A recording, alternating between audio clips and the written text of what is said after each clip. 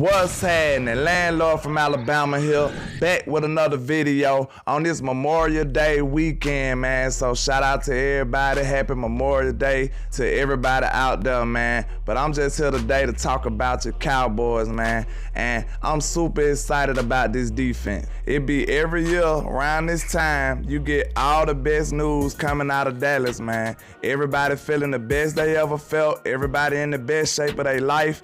And we got a choice, us as Cowboy fans, do we drink the Kool-Aid now or later or at all, you know what I'm saying? And I can't lie, I tried to temper my expectations. I tried to contain myself for long as I could, but they got me. I can't lie, I heard Brian Brody say something that just got me, and now I'm super excited about this defense. Okay, let's get into a couple of things that I've been seeing that's been getting me hype. Brian Brody said that Chauncey Golston gained like 20 pounds of muscle. I couldn't believe that. Man, that's mind-blowing, saying that a player can get that big in the offseason.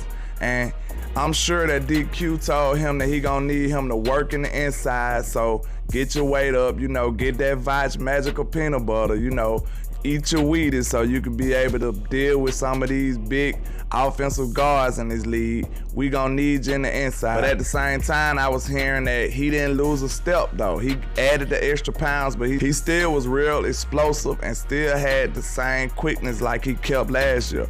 So that's gonna be insane, man. I remember watching some Vach film sessions on Chauncey Golston, and the theme of those videos was Chauncey was not moving. They could not move Chauncey, and he was playing around real good. So he already had some defensive tackle traits, and I guess Dan Quinn seen the best in him and say he wanna do what he do best and do what he do well, and that's why he going to the inside. Then Jane Slater said she talked to Neville Gallimore and he added 16 pounds of muscle. So this finna be crazy. We already like Neville Gallimore. He was a monster. He just could not stay healthy last year. So I feel like he's gonna be an absolute beast. He gained some weight last year. So you add that on top of this year, he gonna be going crazy, man. He gonna be hard to stop and hard to contain. He told her he wants to be a beast on the film, a dog on the film.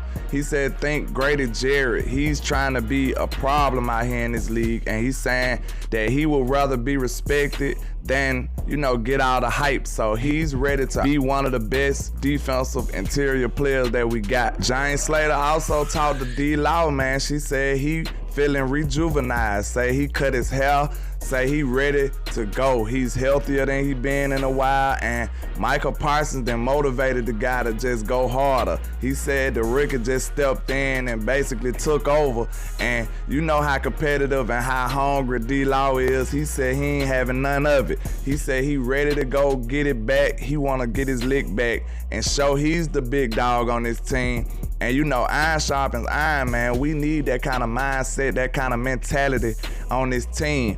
And we already know that D-Law is one of the enforcers on this defense. He is one of those guys that go hard and represent that star the right way. He was just hurt last year. So a full season of D-Law might just be exactly what we needed. He only played 7 games last year, and we really felt his absence. He do a lot of stuff that go under the radar. He do a lot of the dirty work that we really missed last year. Then I was listening to the break on Cowboys YouTube. They were saying that Micah Parsons was still looking elite, looking like Micah Parsons, dominating people left and right.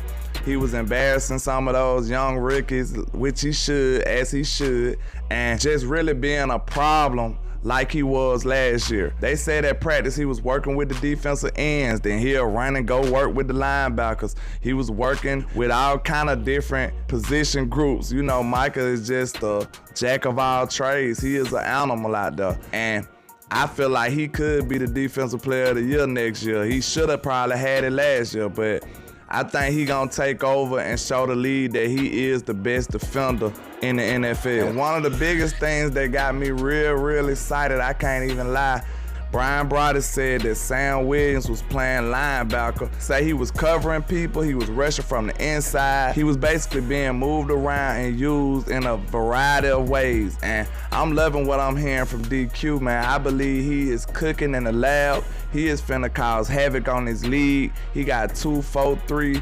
speedsters coming at you at all times, and I believe he gonna use them in a variety of different positions, so you will never know where they coming from. So that's gonna be an absolute nightmare for any offense in this league. So when I heard that Sam Williams is being used all over and in versatile type roles, that got me thinking. I remember Jerry Jones telling Sam Williams, I believe at his pre-draft workout or something like that, he told Sam Williams that he need another Micah Parsons. And that got me thinking. I put my tinfoil hat on and I put the pieces together. I believe that Jerry might have gave us a little too much information too soon. That might be Dan Quinn's plan for Sam Williams, to use him all over the field, almost exactly how we use Micah Parsons. So just imagine you game planning against the Cowboys defense and you basically got your arms tied behind your back because you can't plan on seeing Sam Williams or Micah Parsons in the same position. You just never know where they're gonna come from. So that's gonna be a big advantage in our column as the Cowboys, man. I don't know what the other team's gonna do.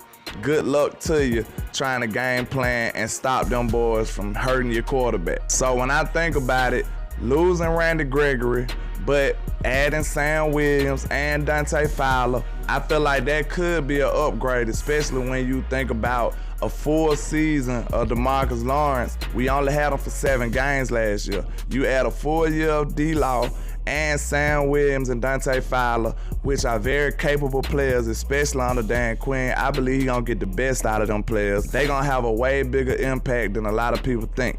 That's the thing about it, man. I love Dan Quinn for this reason here is he looks like he don't just force players into his scheme. He just gets the player and do what they do best, which is the best case scenario. You don't want to force a player to do things he's not comfortable doing, and Dan Quinn understands that you get the better player when you just do what he do well. You get better player morale.